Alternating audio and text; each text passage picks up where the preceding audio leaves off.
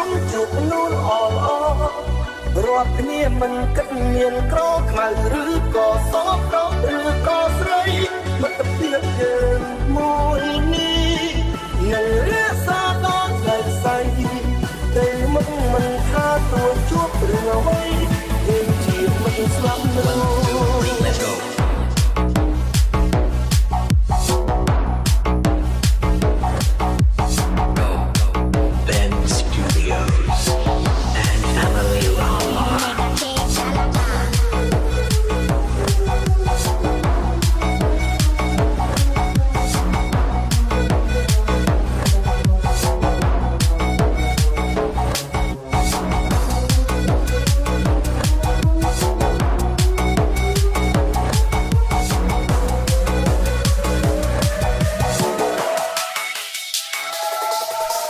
កើតថ្ងៃផ្សេងគ្នា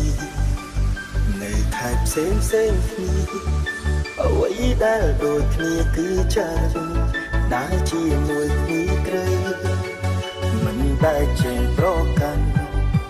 គុំគួននោមមកសៅក្បែរគ្នាមកមិនដែលចេញត្រញើសាច់រហូតដួងភាសាមិនសូវពីរួចតែចិត្តស្មងអស់ពីពុំហើយចូលចិត្តដំដាំក្នុងក្រោយរបស់គ្នាញ៉ាំ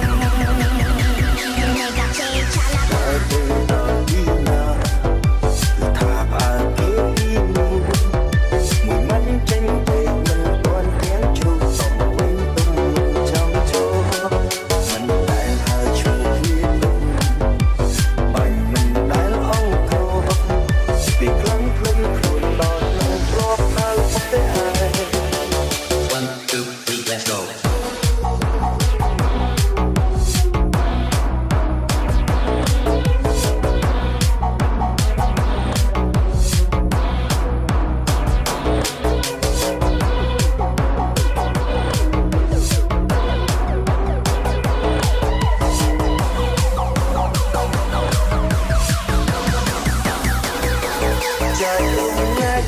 សុខគេទុក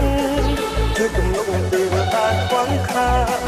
ពីកំឡុងបំជាស្រស់ស្អាតទេស្គាល់ខ្លួនដែរអរគុណព្រមនេះខិតឲ្យខ្ញុំជួបនោះអរគ្នាមិនគិតមានក្រក្រៅឬក៏សោកឬក៏ស្រី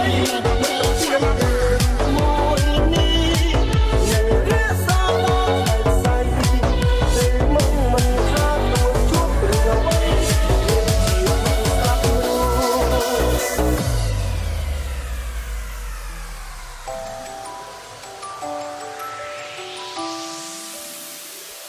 Oh